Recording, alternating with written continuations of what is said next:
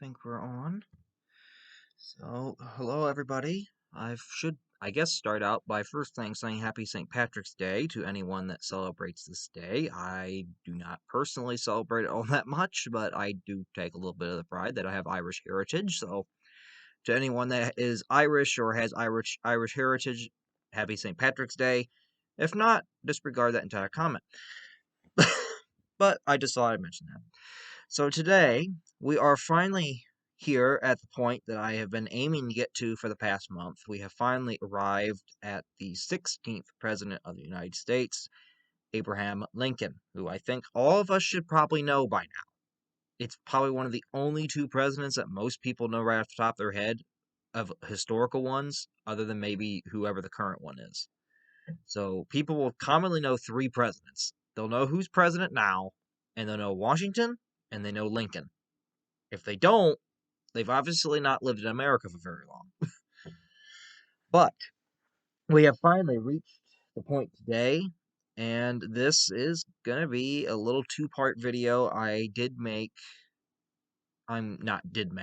going to make a second part here that we will also post shortly after this that will be basically reading some of Lincoln's speeches and proclamations that he made as president, basically some of his writings that were found in this book, the one that I've shown before, that I just wanted to take their own individual time, and I wanted to give them the time they deserve to be read, instead of rushing it in one 2-hour long video that no one's going to watch.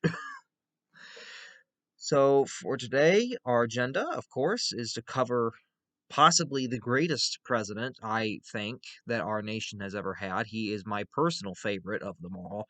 I mean, there are quite a few that are my favorites. I mean, I have some that I like I like Washington. I like Theodore Roosevelt. I love him. I like Ronald Reagan. But Abraham Lincoln is definitely up there in the top presidents, and he's the number one in my book. He is the greatest president we've ever had. So a lot of this should not be, some of this is not going to really be new to people. I mean, Abraham Lincoln is a story that we're kind of introduced to as young as kindergarten, really. You're introduced that he was born in February because we celebrate Lincoln's birthday as a recognition day, not so much a holiday. But some of this material, I mean, you've learned probably in your own childhood, but we're going to, including that, we're also going to expand upon that with stuff that may not be so commonly known. So, and just where did I put my thing at? Where'd they go? Ah. No president's video is ever complete without showing the presidential portrait profile of this man, but I'm pretty sure we all know what Lincoln looked like. I don't think that's a mystery. Plus, I mean, you should know what he looks like because, again, he's on your money. Come on. You see him every day. You cannot tell me you go 1 week without seeing a penny. Or cent. I should call it a cent because it's not really a penny. Penny's a British coin. So we are going to go ahead here and just start off, as always, with the normal biography. Now, Lincoln's, I tried to find a little bit more about his childhood because he's very peculiar among the presidents. He has a very unique look on life. So, of course, without further ado, we start out with the birth date. And this should be a date that's familiar with everybody. Abraham Lincoln was born on February 12th of 1809. I don't expect you to know the year. He was born on February 12th of 1809 in Harding County, Kentucky. He was the son of Thomas and Nancy Lincoln, and he is a log cabin president. He was born in a log cabin. And he did have one older sibling. He had an older sibling named Sarah, his sister. Now, Lincoln's father, Thomas, was a farmer. He was a cabinet maker. He was a carpenter.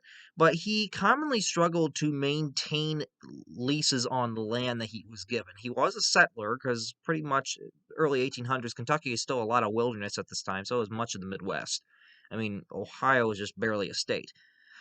And he's basically leasing out land to farm and settle it, but at the same time, he has difficulties maintaining those leases. He's not exactly the most financially successful man, and he kind of struggles. I mean, not out of drinking or anything. He struggled to accomplish certain things in his life.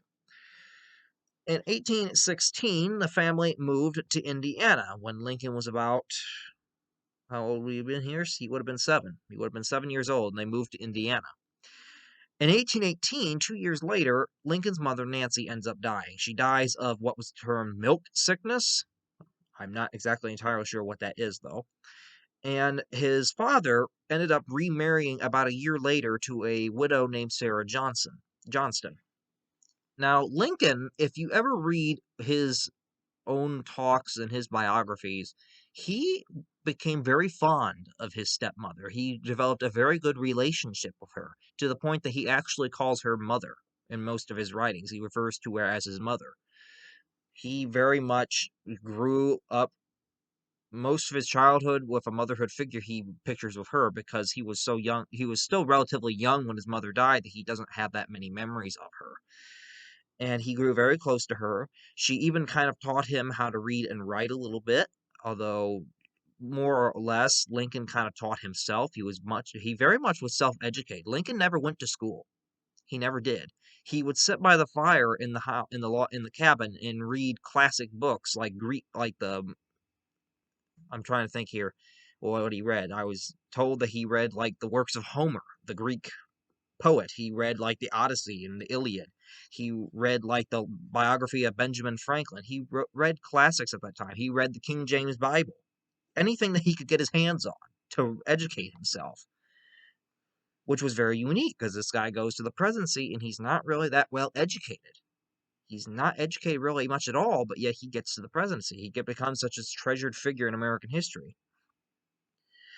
And he also pretty much his stepmother very much was encouraging of Abraham to kind of learn to educate himself. She tried to help him when she could, but at the same time, his father Thomas was not all that much appreciated of Abraham's desire to read and learn how to write because he had never really learned it himself, and in his profession, he pictured that Abraham was going to basically follow his profession of a farmer, of a cabinet maker, carpenter.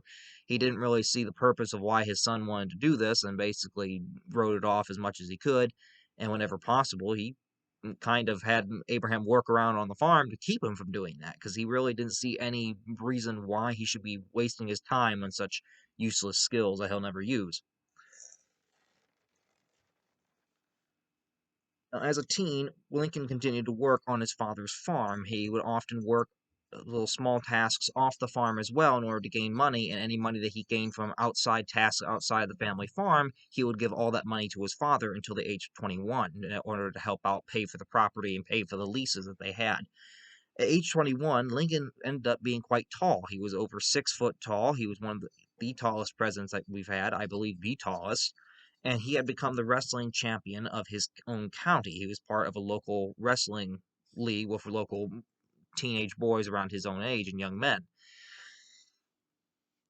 In 1830, the family moves again to Illinois, but Lincoln begins to, at this point, grow quite distant from his father. By this point, he is a young adult, and his father is trying to really press on him taking up the family farm sometime in the future. Well, Lincoln has no desire to work on a family farm. He doesn't really want to do the lifestyle of his father. He wants to chart his own path. And this brings him into conflict with his father, not to the point that they're, yelling and screaming at each other, but they just really break down a little bit in their relationship. They're not as close as they once were.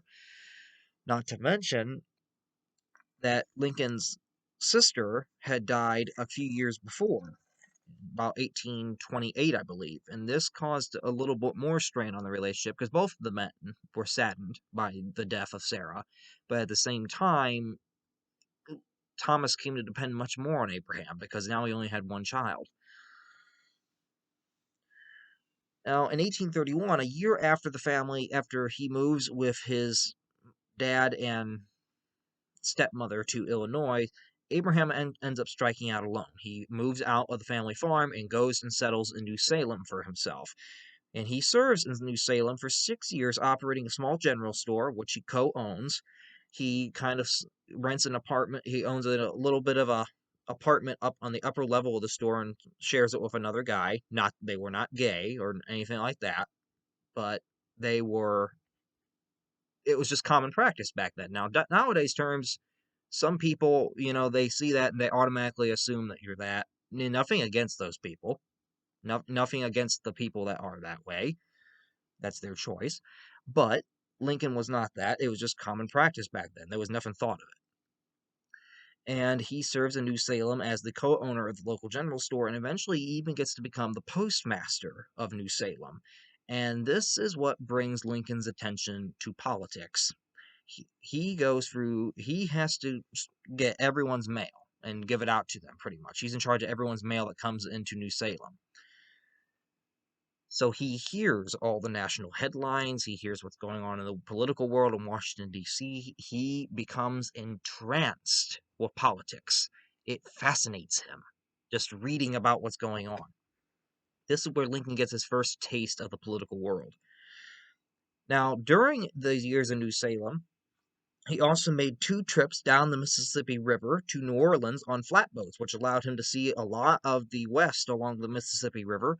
And he got to go down and see the steamboats coming up the Mississippi, which also gave him a fascination with transportation, how that was changing. Now we had these big old paddle boats going up and down the Mississippi River down to the port of New Orleans. And he becomes fascinated with transportation, such as national roads, with paddle boats, with canals, and this will be something that he advocates during his early political career. He also splits rails for fences, as he was known as the rail splitter, because he would do it so often. In 1832, Lincoln even served in the Illinois state militia, but never saw action during the Black Hawk War, which was when the Indian tribe under Chief Black Hawk basically had sold their land off to the federal government in Illinois and had been put on a reservation. Well, eventually Chief Black Hawk decided he wanted his land back, and he tried to take it by force. And now Lincoln never ended up serving in a combat role. He lucked out on that part, but he was in the Illinois State Militia and was present in some of the aftermath of battles, which he got to see many battlefield dead, Indians and militiamen alike. And he was eventually elected as militia captain during that brief little stint in his life. Now, once the little war was over, Lincoln began studying law upon his return back home, and he ran for the Illinois state legislature in 1832, but ends up losing. But he doesn't really see this as a loss. He just dusts himself off again, and 2 years later, he wins a seat on the state legislature when he runs again, and he wins it as a member of the Whig Party, which Lincoln was very much an admirer of Henry Clay, one of the main Whig founders. He was very much an admirer of Clay. So it was no real, in a sense, they came to agree with a lot of issues. The Whigs stood for a lot of the issues that Lincoln himself came to identify with. That was the party that he went ahead and ran with. In 1836, Lincoln was admitted to the Illinois State Bar, and while in Springfield, Illinois, serving as a state legislator, he was and practicing as a lawyer eventually, he met Mary Todd at a ball in 1839. Mary Todd was the daughter of a very wealthy Kentucky lawyer and businessman who also happened to own slaves. And she had been a friend of one of Lincoln's main Democratic rivals, Stephen Douglas, the future senator, at that point. And they met at a ball, and Lincoln was entranced by Mary Todd at the ball. He just, for some reason, he adored her, and he wanted to dance with her, but he was not a very good dancer, and he knew it. He knew he was a horrible dancer. He could not dance. And he approached Mary on the floor of the ballroom, and and this was what she recalled him saying, was that he basically said, Miss Todd, I would like to dance with you in the worst way possible. He point blank just told her, I want to dance with you, and I can tell you right now it's going to be horrible, but I would like to dance with you. And they did, and although Mary ended up falling in love with the man, she later admitted that it indeed was in the worst way. But shortly after that meeting at the ball, him and Mary become engaged, and they end up courting for a few years. And eventually, they decide to get married. Now, the first wedding is actually called off by Lincoln, who kind of gets cold feet and decide he like has those last minute jitters. He's like, "No, I can't do this." Eventually, they reconcile, and in 1840, on November 4th of 1842, him and Mary are married in Mary's sister's mansion, despite the protests of Mary's family, who did not like Lincoln. They didn't like his background. They thought that Mary could do much better than marry this prairie frontier lawyer that basically came from nothing, that was a poor man. They thought that she could do much better.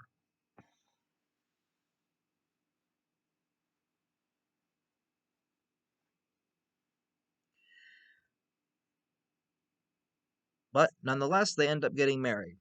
Now, one of the funny things is with Lincoln's humor is that when he was asked where he was going, as he was anxiously preparing his nuptials just before the wedding, he replied, "To hell, I guess," as many men might have said before their weddings.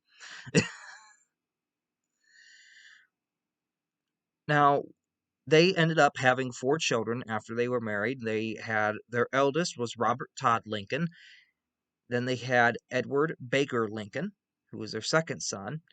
Then they had William Lincoln and Thomas or Tad Lincoln. William was often known as Willie, and Thomas was often known as Tad because when he was a baby, his dad, Abraham, remarked that he had a big head and a small body, and he was quite wiggly, so he called him as wiggly as a tadpole.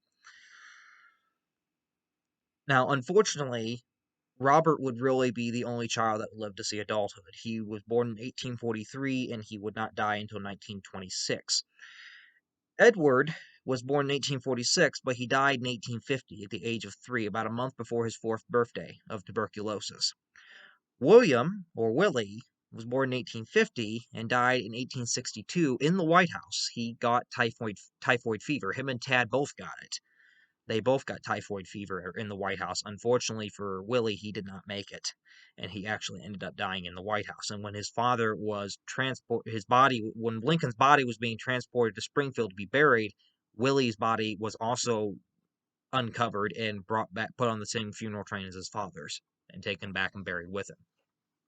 And then Thomas, or Tad Lincoln, he was born in 1853. He outlived his father, but unfortunately, he died at the age of 18 in 1871. As of the cause, it's been speculated there were many of them, but one of them that they suggested was possibly congestive heart failure, but no one really knows for certain what caused him to die at that young age.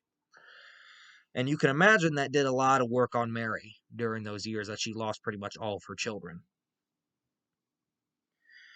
In 1844, him and Mary buy a home in Springfield, which was significant because it was the only home that Lincoln had ever actually owned. Other than that, he had rented out places or lived up in the general store. It was his first home that he owned. In 1846, Lincoln ran as a Whig for the U.S. House of Representatives and won a single term between 1847 and 1849. During his time as a representative, he criticized President Polk and the prosecution of the Mexican War, basically calling out President Polk for pretty much provoking the war with the Mexicans, that it was not the Mexicans who had done it, but Polk. And he supported the Wilmot Proviso, which basically proposed that any territories gained from Mexico in the war should be banned, should not allow slavery. They should be banned from allowing slavery. And because of this, Lincoln kind of grew unpopular at home. And because of that same factor, he basically stated he would not run for re-election in 1848. Ugh. Now, Lincoln, of course, he serves that one term as a congressional member. That's really the only time he served in Congress. That's the only time. He returns home in 1849 and continues his career as the prairie lawyer. He ends up appearing in over 175 cases before the Illinois Supreme Court, and he is the sole counsel in 51 of those cases, and 31 of those 51 cases of which he is sole counsel are decided in his favor. Which gains him a reputation as a very successful lawyer in the state of Illinois. The Illinois Central Railroad was one of his most major clients. They controlled the major railroads in Illinois. They pretty much go to Lincoln, this prairie backyard man, for their lawyer. And it gains Lincoln one of the nicknames that we are taught when we are young, that he was known as Honest Abe. And they do this because of his successful career as a lawyer. He would state the facts. The simple facts is what he would state. And at one point, I want to mention this one. This is funny. There was a point where Lincoln offended a person who had been one of his main political rivals in Springfield. And the man challenged Lincoln to a duel. He took it as a personal insult and challenged Lincoln to a duel. Although he told Lincoln this, he's like, I will decide the place, you may pick the weapon. Well, they picked the field, and when they go out there, the guy asked Lincoln, he's like, okay, what did you pick for the weapon? He picked cow manure.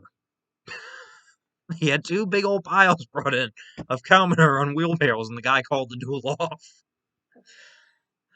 Lincoln had a little bit of just a funny streak to him. In 1849, Lincoln even gets a patent from the U.S. Patent Office for a shallow water flotation device that could be used on boats, like in canals, which makes Lincoln, although it was never actually went into production, he is the only president to ever have been in office to hold a patent.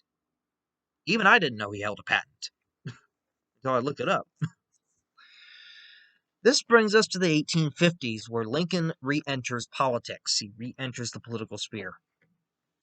Eventually, Lincoln is kind of pushed back into politics because of the Kansas-Nebraska Act of 1854. This is what brings him back.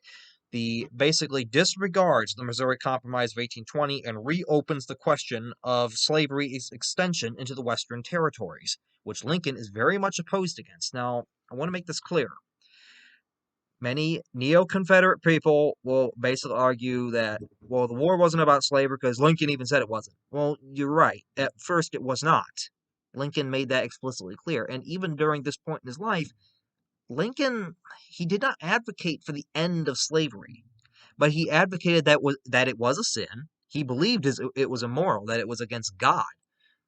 And he did want to prevent any further expansion of slavery. He stated that very clearly, that I will not allow it to expand into Western territories, but I will not do anything where it already exists. And the reason he didn't do anything with it where it already exists at that point was because Lincoln did not think he had the power to remove it where it already exists. He did not think that the Constitution granted him the power to get rid of slavery. It wasn't until later in the Civil War that he starts to see that it may become necessary and that he could claim it as a war measure in which to accomplish it. But we'll get to that here a little bit. But anyway, the Kansas-Nebraska Act, when that is passed in 1854, it spurns Lincoln out of retirement pretty much. And by this point, though, the Whig Party is no longer there. It has been split apart by the slavery issue just as much as the whole country. And Lincoln ends up identifying and helps become a founding member of the newly formed anti-slavery Republican Party in the 1850s.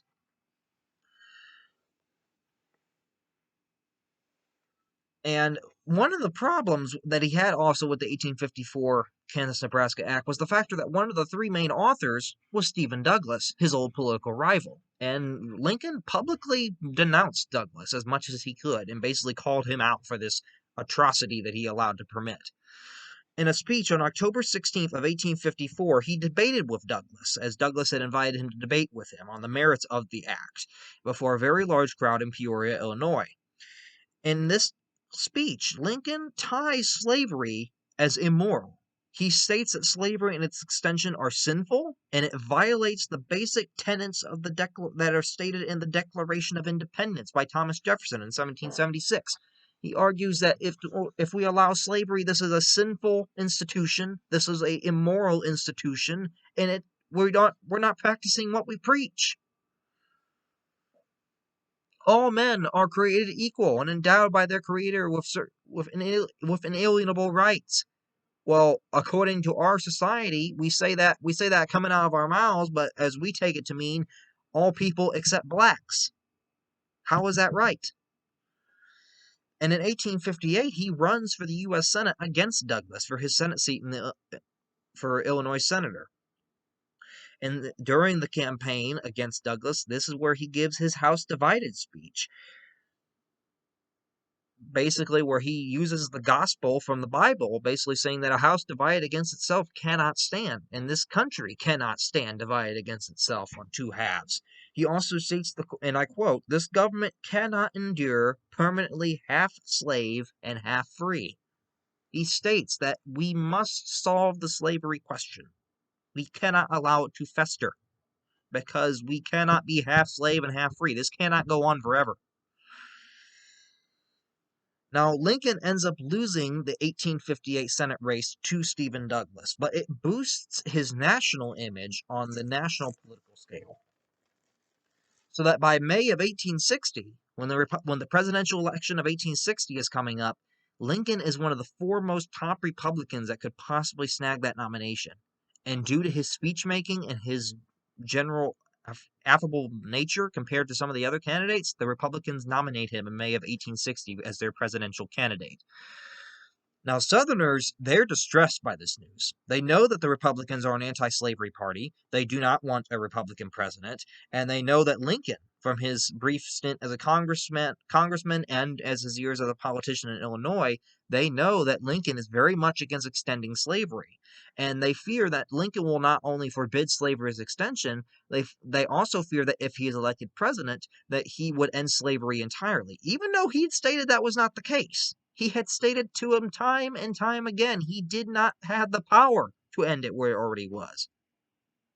At least not in his mind at that moment in time. Nor did he have any intention to at that time. He had no reason to. He simply told them, I am only against letting slavery expand into the territories. I will do nothing to interfere with it where it already exists. The 1860 election comes up in November. The results were the following. Lincoln, as of the Republican Party, gained 180 electoral votes, 39.8% of the popular vote in 18 states, although he did not win a single popular vote in 7 southern states in the Deep South. The other candidates were, the Democrats were split between North and South lines. The Northern Democrats nominated Lincoln's old rival Douglas, who actually performed the most poorly in the election. He only gained 12 electoral votes, 29.5% of the popular vote in only one state. The Southern Democrats nominated current Vice President Breckinridge, who gained 72% of the electoral votes, 72 electoral votes, 18.1% of the popular in 11 states, mostly all Southern ones. And then you had the Constitutional Union Party, which ran with a candidate by the name of John Bell, who gained 39 electoral votes, 12.6% of the popular vote, and carried 3 states. Lincoln won the election, but keep in mind, 7 southern states in the Deep South, there wasn't a single person that even cast a popular vote for him. He was that unpopular. The South, after Lincoln's election, sees his election as proof in their minds that the North has broken the power balance between North and South and no longer cares for Southern concerns. It no longer cares about what the South's concerns are concerning its economy and slavery. And because of that, South Carolina is the first state to secede on December 20th of 1860 as a direct result of Lincoln's election. And again, I'm going to stress this. Hold on here. 6 more states would follow in the next 2 months, in January and February of 1861. Those states would be Mississippi, Florida, Alabama, Georgia, Louisiana, and Texas. Eventually, in mid-February, delegates from those 7 states would meet in Montgomery, Alabama, and officially form what they called the Confederate States of America as a new Southern nation and elect their own president. Jefferson, former Mississippi Senator and Franklin Pierce's Secretary of War, Jefferson Davis. What I would state here, and I want to drive this home, the Confederates start withdrawing after Lincoln's election. As soon as Lincoln gets elected, they start seceding because they fear that he's going to abolish slavery. And again, I'm going to state this. You will go down south. You will hear some people up here in the north. Oh no, it wasn't about slavery. It was states' rights. They were violating our rights. Again, I ask you to ask them this. As I've heard many and time again, and probably the most brilliant thing I've ever heard come out of a crash course video.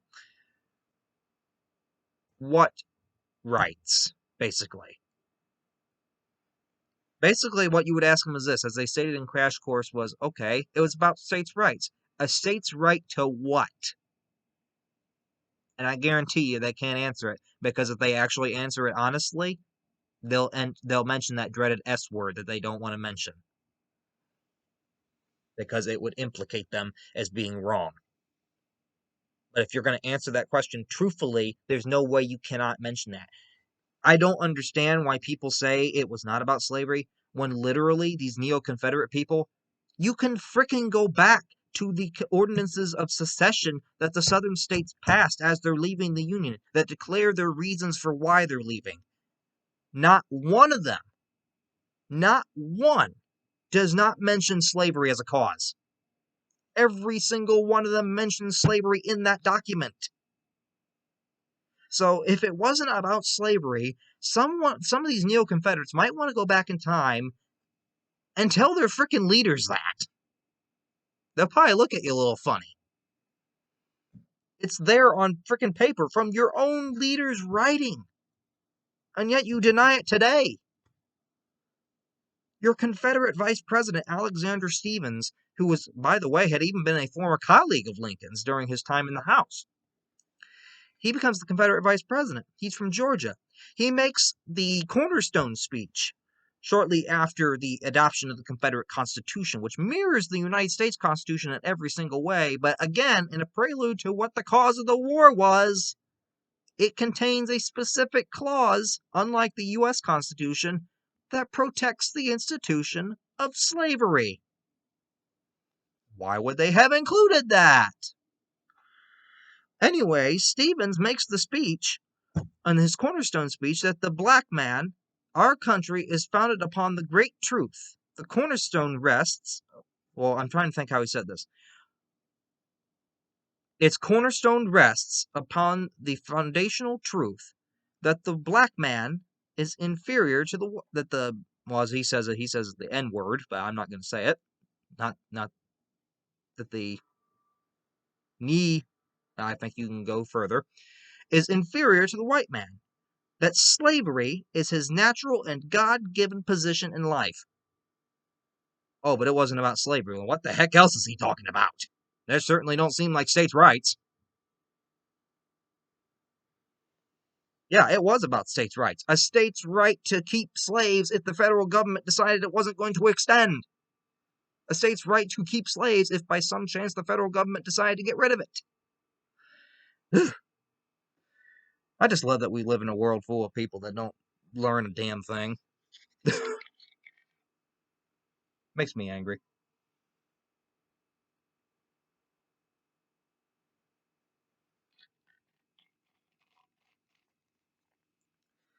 Finally, we get to Lincoln's presidency.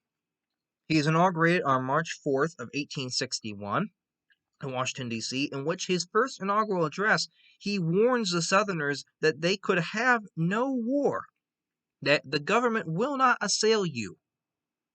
You can have no war without yourselves being the aggressors. He basically tells the South this. He's like, and he states in the first inaugural address, I do not recognize you have a right to secede. You are still part of this nation. But at the same time, I am not going to use force against you. I want a peaceful solution to this problem. And he tells them that in the address. He's like, you can have no war with the federal government unless you are the aggressor. You start it. I will not start it. And part of this is because when the southern states secede, they start seizing federal property in the South. They seize the mints, they seize the banks, they seize depositories, armories, forts. And at this time, Lincoln's basically telling them that this is still federal property, and I don't recognize you as a country. I don't recognize you as a nation. You're not a sovereign state. You have no right to secede, but at the same time, I'm giving you the chance to come back peacefully. He even tells them, I am not going to get rid of slavery. He tells them that, and the inaugural address repeats it. I'm not getting rid of it. Southern states don't care. They're so entrenched in their slavery ideals that they don't care. And the first crisis that Lincoln ends up having to deal with is Fort Sumter in Charleston Harbor in South Carolina. Fort Sumter is in the middle of Charleston Harbor, and it's a federal fort. South Carolina is demanding that the federal troops within the fort surrender and hand it over to the rebel South Carolinian forces. Of course, the fort commander, Robert Anderson, does not want to give in to that. He basically says, "No, I'm not doing that. You're not my commanding officer, and you're not a recognized state. This is still federal property." Lincoln gets word in March that the fort is running low on supplies, and that if they don't get them soon, in about a month, they'll be out and they'll be forced to basically give up the fort.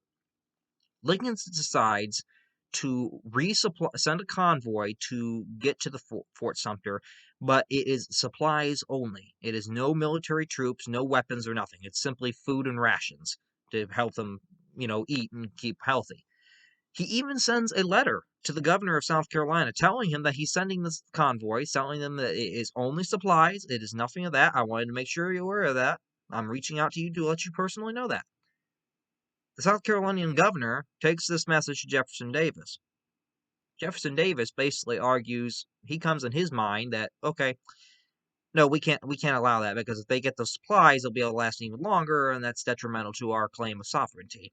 So he orders that the Confederate forces can basically demand that the fort either surrender or open fire. And they offer the federal forces inside a chance. It comes on April 12th. They offer them the chance to surrender. Anderson again says, "No, I'm not surrendering the fort." And on April 12th of 1861, the Confederates in Charleston open fire on Fort Sumter.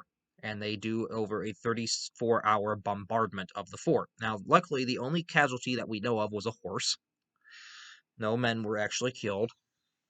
But the fort eventually surrendered after 44 hours of bombardment to the Confederates. The Confederates started the war. They shot the first shots at Fort Sumter, which you can go to in Charleston today. The fort is still standing. It had other battles that happened to it during the Civil War, but you can actually go to Charleston and see the fort today. You should take a boat out there into the harbor. Now, Lincoln, after the firing on Fort Sumter, he declares that war has begun. The southern states are in rebellion, and we need to put down the rebellion. And he issues a call for 75,000 volunteers to suppress it. This call for volunteers is what pushes 4 more southern states to go against the federal government. Up until that point, they had still remained grudgingly because they had not been so entrenched with slavery. But now, when the federal government's pretty much calling for them to shoot at fellow Southerners, they don't want no part of it, and they join with the South. Virginia, Arkansas, North Carolina, and Tennessee all secede as a result of that call for arms. Now the Confederate states are up to 11, which is the highest they will get to. And Virginia is just across the river from D.C. Now, initially, many thought that the war was going to be a very short thing on both sides of the aisle. The Southerners thought they would be able to whip the Union Army in about a week or two, and then they could secure their independence and go back to normal relations with the Union, pretty much. The North, on the other hand, thought that the Federal Army would just whip the rebels in no time. That they were a petty, pathetic few. They were not professionally trained. They would win this little skirmish. The first battle comes on July 21st at Bull Run near the Manassas Junction in Virginia.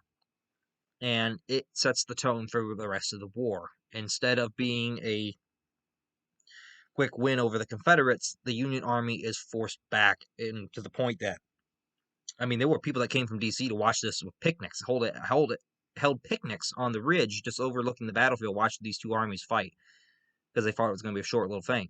When the Union Army starts retreating from Bull Run due to a Confederate reinforcements that start coming in by train, all these people have to basically leave their picnic baskets there and scram. And it was there, really, they realized, and Lincoln himself also realized, this was not going to be a quick war. This war was going to be long, and it was going to be bloody.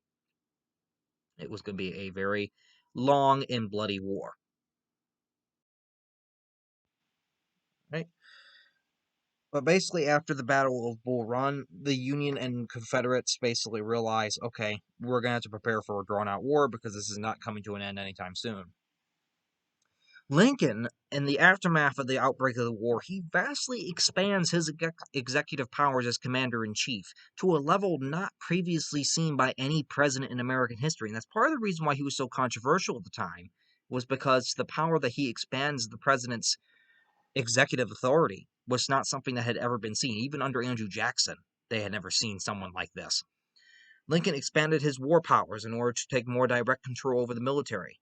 He suspended, and probably his most controversial one, was that he suspended the writ of habeas corpus and arrested and imprisoned any Confederate sympathizers he could find, which was especially significant as he had to kind of maintain control in Baltimore, Maryland, as Maryland had threatened to secede, and if that had happened, D.C. would be surrounded by Confederate territory. So he couldn't let that happen. So he basically put martial law in Baltimore, and he suspends the writ of habeas corpus nationwide eventually. And this draws him a lot of pushback. I mean, there's the Supreme Court Justice, the Chief Justice of the Supreme Court, Roger Taney, basically denounces Lincoln's move as unconstitutional, but it's not unconstitutional because the Constitution specifically states that a president, one of the only times that a president can suspend that writ of habeas corpus is during a rebellion. And that's exactly what this was. This was a rebellion against the federal government. Now, the writ of habeas corpus, you may not know what it is. It is basically that provision in the Constitution that provides for you to receive a fair and speedy trial. Basically, a jury of your peers before you.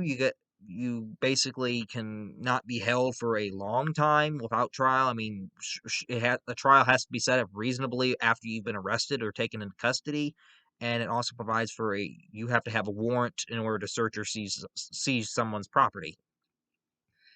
The writ of habeas corpus is suspended because of this, because Lincoln views any Confederate sympathizers within the Union as a threat. They're treasonous. And he basically says that in order for me to more effectively be able to root these people out, I need to suspend that writ. I need to because I won't be able to always hold a trial right away for these people. But I need to keep them off the street, so I need to suspend that writ. He also ordered a blockade of the Confederate ports that would strangle the Confederacy's ability to gain money by selling cotton, which, of course, was its main export. Which, by the way, Lincoln never recognized as Confederacy. He never recognized the sovereignty of the southern states. They were not a nation. So I'm going to step that one back. I'm not going to refer to it as a nation. And then he also was controversial because he dispersed funds in order to pay the soldiers and, get supplies without congressional approval, which was something that you were supposed to do.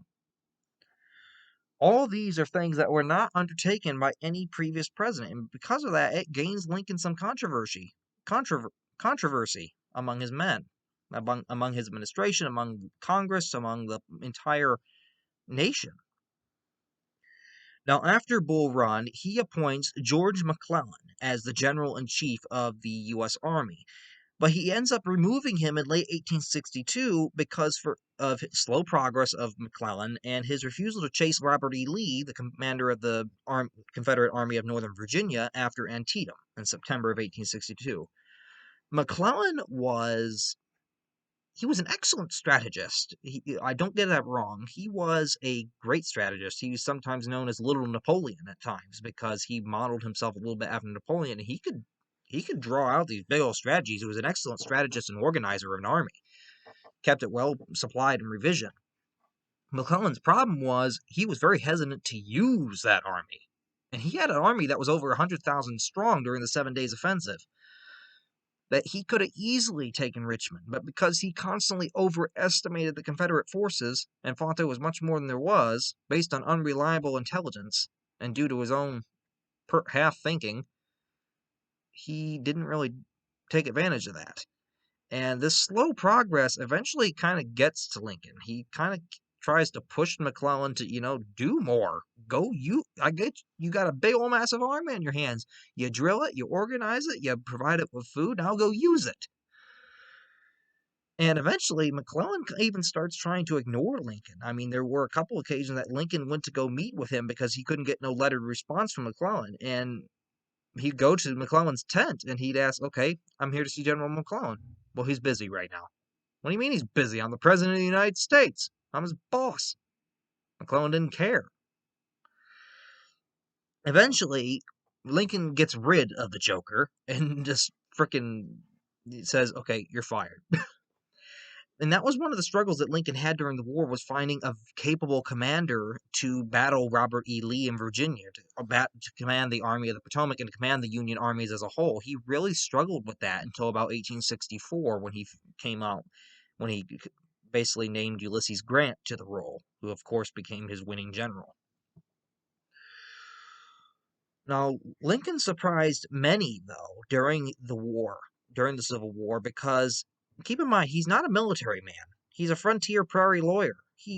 Other than his small little stint in the Illinois militia, where in 1832 with the Black Hawk War, in which he never really even saw action, he has no concept of military planning or strategy. He's not a military leader. Where Jefferson Davis, the Confederacy, he was Secretary of War under Franklin Pierce, and he had served in the Mexican War. Lincoln surprises many, though, because despite this lack of military and strategic knowledge, he becomes a capable wartime leader as president, despite his lack of that knowledge. He very much becomes affluent in military strategy. He becomes affluent in planning military campaigns. He takes an active role with his generals when possible. I mean, he surprised a lot of people. Now, Lincoln is able to do some domestic acts, of course. In 1862, he signs the Homestead Act, which allows for further settlement of Western territories, helps to basically give free land out to people that are willing to go settle there. And it also establishes the Proclamation of Thanksgiving in 1863, which is the forerunner of what establishes our modern holiday of Thanksgiving. Now, that brings us to the end of 1862 here. Really, I mean, that Thanksgiving was skipping ahead, but that brings us to 1862, and Lincoln initially maintained, as we stated, the war was to preserve the Union. It's not to abolish slavery. And he argues this because he knows that abolitionists and African Americans, they are pressuring him to make it about slavery, because they argue, like, the South, its entire workforce is enslaved. If you free those slaves, you rob the South of its workforce. And again, Lincoln sees slavery as evil, but at the same time, the reason he hesitates, he doesn't think he has the constitutional authority to do so. He's not sure he does. And at the same time, he doesn't want to drive off the border states, the few slave states that are still with the Union, such as Kentucky, Missouri, and Delaware, and Maryland. He doesn't want to push them off into the hands of the Confederacy. And he fears if I get rid of slavery, they'll go off to the Confederacy. He eventually decided, though, he changes his mind and decides that ending slavery may be necessary to win the war, and it would be the more right thing to do. And he comes to the conclusion that I may not be able to formally abolish slavery as a normal peacetime measure, but I could make it as commander-in-chief without any need to get a hold of Congress. I could make it necessary as a wartime measure. And he drafts his Emancipation Proclamation, probably one of his greatest, if not the greatest achievement he's known for, in which he abolishes slavery in the southern rebel-held areas. I want to keep that in mind, that the Emancipation Proclamation did not free all slaves. It did not free slaves that were still in the Union. It did not free slaves in any areas or parts of the Confederacy that were already occupied by Union troops. It only freed the slaves that were still in rebel-held territories. But Lincoln did not issue the proclamation immediately, even though he had drafted it in the summer of 1862, because the Union was still losing. He needed a Union victory to back it up, or else it looked like desperation and might encourage other European nations to get involved on the war on the Confederacy's behalf. So he waits until the Union gets a solid victory at Antietam in September of 1862, and then he issues the proclamation, which states that all slaves in any rebel-held territory will be freed, effective on January 1st, 1863. He gives the South the ultimatum, pretty much, and he does offer it in the proclamation, which I will read in the second half video, that if you come back to if you put down your arms and come back into the Union before January 1st, 1863, you can keep your slaves. I will do nothing with them.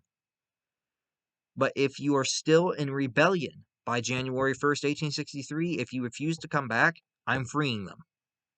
Again, Neo-Confederates claim it's not about slavery, but yet the Southern states were given, let's see, this was issued in September, so we have October, November, December. You have 3 months lay down your arms and come back and even keep your slaves.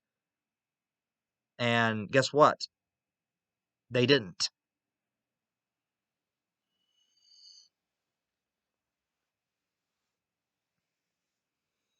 which forces them to lose the slaves.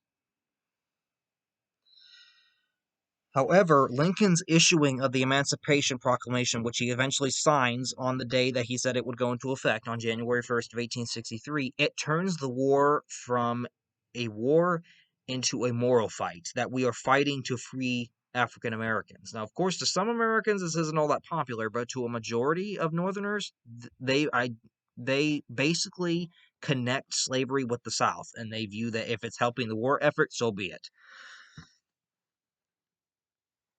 Now, during 1863, Lincoln still struggles to find some good commanders. Pope and Hooker, bad commanders. They're no good. Meade is able to hold. He does accomplish a major Union victory at Gettysburg, which is a turning point in the war in July of 1863. However, he fails to effectively pursue and get that crushing final blow on Lee before he escapes back into Maryland. On July 4th of 1863, the tide of the war effectively turns when the victory against Lee's army in Pennsylvania at Gettysburg basically stops the Southern invasion of the North, and at the same time, Vicksburg is taken by Western armies under Ulysses S. Grant and General Sherman, who sever the last point of connection. Now the U.S. has entire control of the Mississippi River and has cut off the Western Confederacy states of Louisiana, Arkansas, and Texas from those in the East, which splits the Confederacy in two.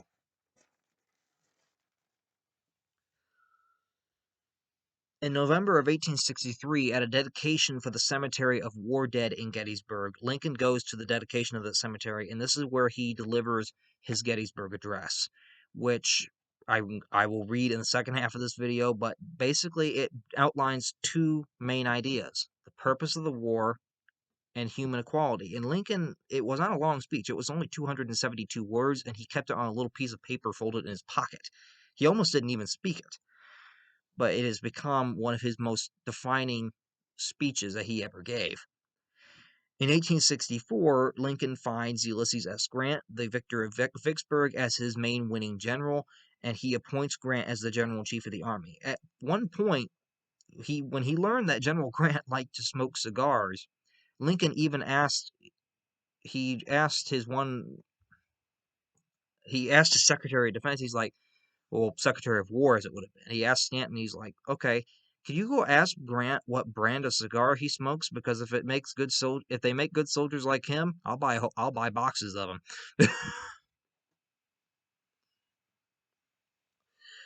Now, in 1864, Lincoln is up for re-election, and he, ironically, is up for re-election against the Democratic nominee, George McClellan, that general who he fired in 1862.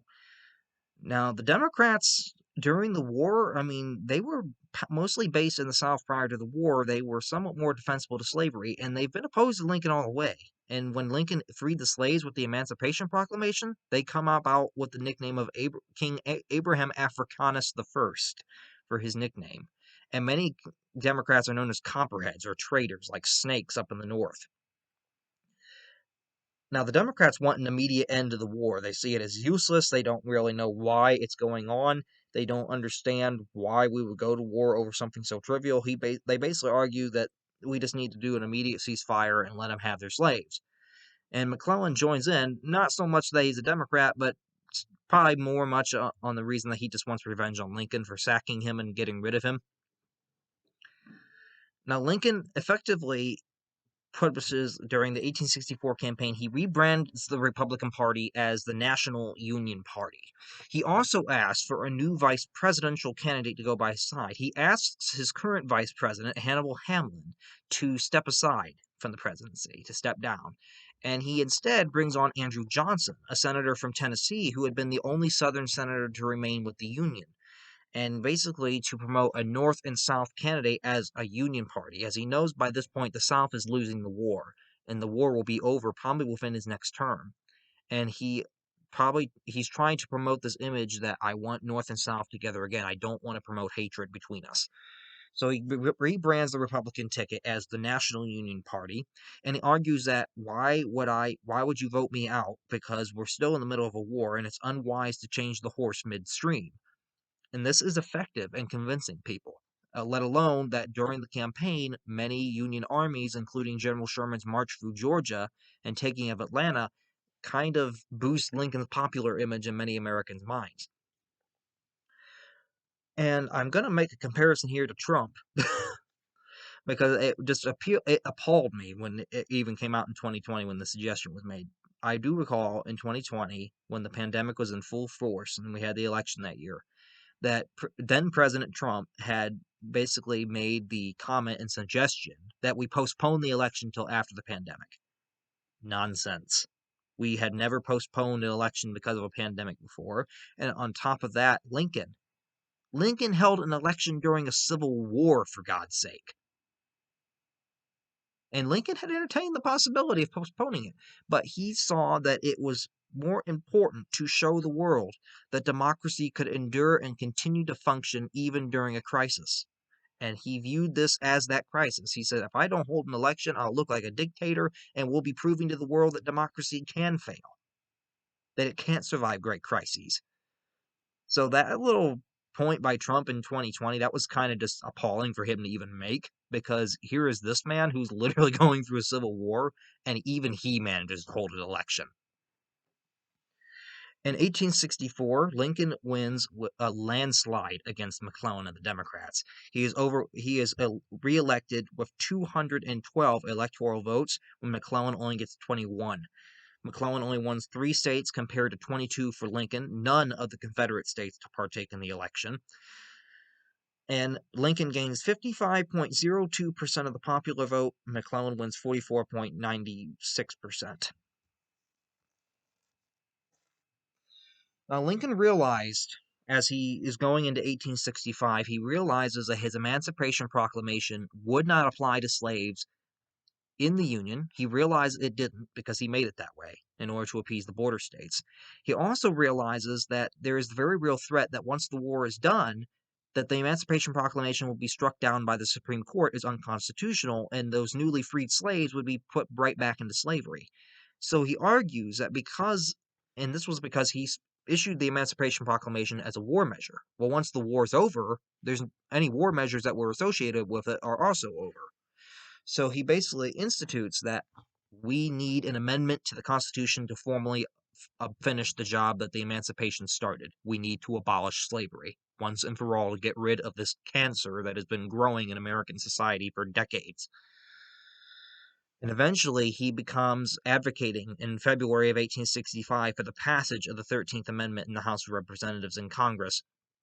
And due to Lincoln's persistent advocacy for passing that amendment, it is passed in February of 1865. Unfortunately, Lincoln would not live long enough to see the formal ratification of the amendment, as it would not be formally ratified until December of that year. Once that was formally ratified, slavery was officially done in the United States in December of 1865. It was done. Slavery, the cancer that has caused so much trouble to national politics, is done. On March 4th of 1865, Lincoln undergoes his second inauguration, in which he outlines somewhat. He knows the war is almost over because it's pretty much the Confederate army is on its last legs. They're barely holding on to Richmond as it is. And he basically knows that reconstruction is going to be needed in the South once the war concludes. And he states in his second inaugural address, not so much a punishing address to the American people and to the Southerners, but a more sympathetic one, that I do not want to punish you. I want us to resume our formal relations. I want us to have a peaceful reunion.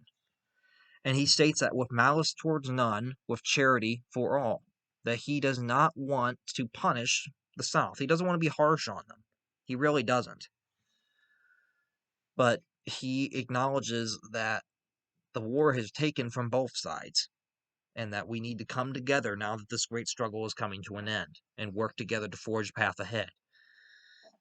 On April 9th, just a week after the fall of Richmond falls on April 2nd after the siege of Petersburg finally breaks. Robert E. Lee surrenders to Ulysses S. Grant at Appomattox Courthouse in Virginia. With Lee's surrender, this did not mark the formal end of the war, but it's the largest Confederate army and most powerful on the field. So it's a major win for the Union. The Confederate government is already on the run. It's on the run from Richmond. Richmond's been taken. Lee has surrendered. And the other remaining Confederate armies soon follow suit, such as Joseph E. Johnston's in North Carolina. Lincoln addresses a crowd that night on April 9th at the White House. On April 11th, I should say, not April 9th. And he states the continued need for reconstruction once the war is finished, while at the same time requesting that Dixie be played as part of the celebration, that he had always admired the tune, which was ironic because Dixie was taken as the Southern national anthem. Sadly, April 14th comes, 1865. Lincoln, in one of the first few times that he really got to do so during his life, got to attend the play of Our American Cousin with Mary at the Ford's Theater. As we all know the story, he was up in the upper balcony listening to the play, and a stage actor by the name of John Wilkes Booth, who was quite famous in Washington in American play actors at that time, comes up behind the president, sneaks into the president's box, and shoots him in the head. Booth was a Confederate sympathizer. Lincoln was unconscious from the get-go. It shot him right in the brain. He never regained consciousness. They took him across the street to what was called the Peterson House. It was a boarding house that was run up, and he was so long that when they laid him on the bed, they had to lay him diagonally because he did not fit in the bed. And he unfortunately passed away at 7:22 in the morning on April 15th of 1865. Lincoln was the first president to be assassinated during his time in office, and it still sets a very gloomy prospect for many American historians who actually look at that aspect of history, and for me as well, because Lincoln, his life was cut too short. He still had a bunch of work that he knew he needed to do, and he was robbed of that. The American nation was robbed of that. We have quite a few images here. I should have probably tried to include some of them as we went through this, but I guess we'll go through here. Oh boy. Here we have Mary Todd, Lincoln's wife, Mary Todd Lincoln, who she kind of went insane after his death. And after Tad's death in 1871, she pretty much got committed into the insane asylum. She wore black a lot during the rest of her life. She was a little bit of an eccentric, but during their marriage, she was a very loving wife to Abraham, and he loved her dearly. Here we have a picture of Lincoln in 1858 as he's running for the Senate, about the time that he is running for the president just a few years later. And you notice he doesn't have a beard. He did not have a beard till after he was president, because a 12 or 11-year-old girl, I forget how old she was, but she wrote a letter to him saying that she thought he would look better with whiskers. And he took her advice. He took her advice of whiskers and he grew them. He grew a beard, and he did look better with whiskers.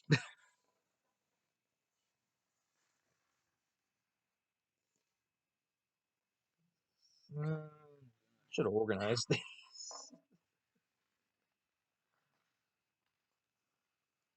Here we are. Here's a portrait of Lincoln during his time as a U.S. representative in the House, about 1847.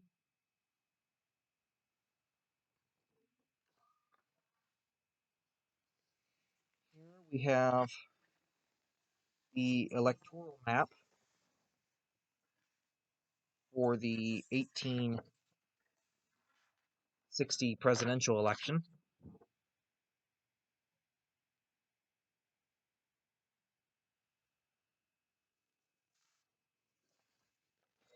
As you can see, Lincoln won all the states in red, but the South, most of what would become the Confederacy, all went for Breckinridge.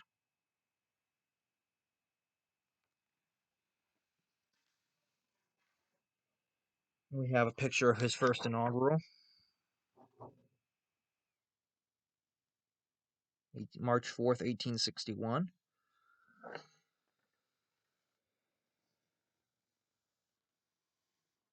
Picture of Lincoln and McClellan in a tent during the war, strategizing, but McClellan was very hesitant to use the big army that he had, so Lincoln quickly ended up firing him.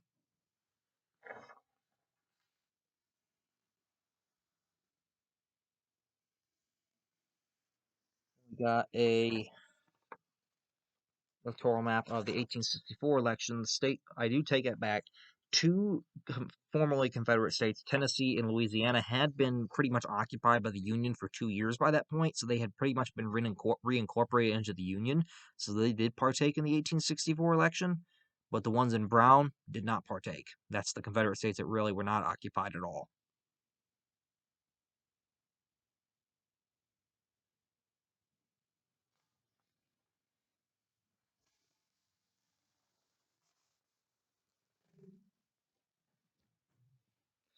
And we have a picture of the second inauguration, March 4th, 1865, where we can see Lincoln right here. I don't know if you can really see him real well. He's standing at the podium.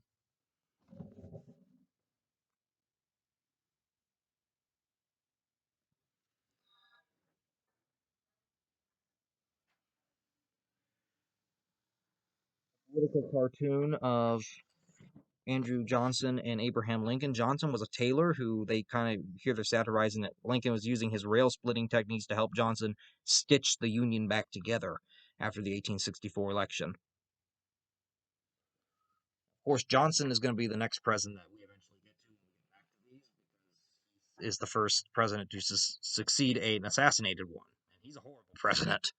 He's one of our bad ones. He's the first president to be impeached. That'd be a whole nother debacle. Here we got a just little illustration of the surrendering Robert E. Lee surrendered to Ulysses S. Grant at Appomattox Courthouse on April 9th of 1865.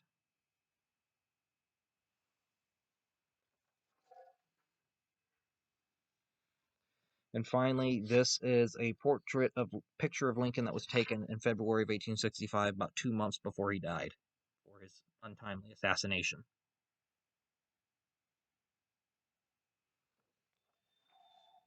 That concludes the first half here of our Lincoln video. Again, he's probably the greatest president I think that we've had, just due to what he had to endure. He had a nation that was divided, it was split in two, and he brought it back together successfully. And he lived just long enough to see that happen. But not I don't think there's been a president since that can claim that. And that's part of the reason why I think he's so admired. That's why we see him on our money, we see him on this and the $5 bill, which even the shield on the back is symbolic, because they say that the shield on the back of our cents now, our 1 cent coins, that shield is symbolic of Lincoln's success in keeping the Union together as a united nation.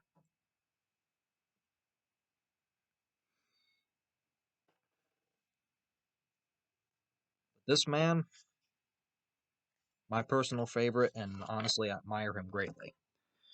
And I'm sure a whole load of other Americans do too. But that concludes for the first half here of our Abraham Lincoln video. I will have the second one posted here as soon as I get that one recorded. And I will have that posted up here shortly after this one is. So we'll hopefully have that running here.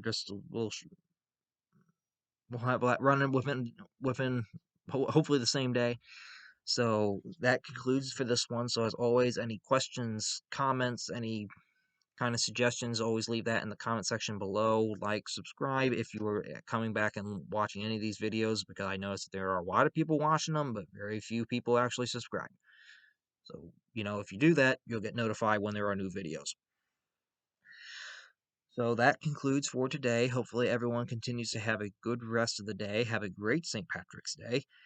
And we will hopefully see you all back here next week with our next topic video, whatever that may be. So everyone have a good day, and may God bless you all.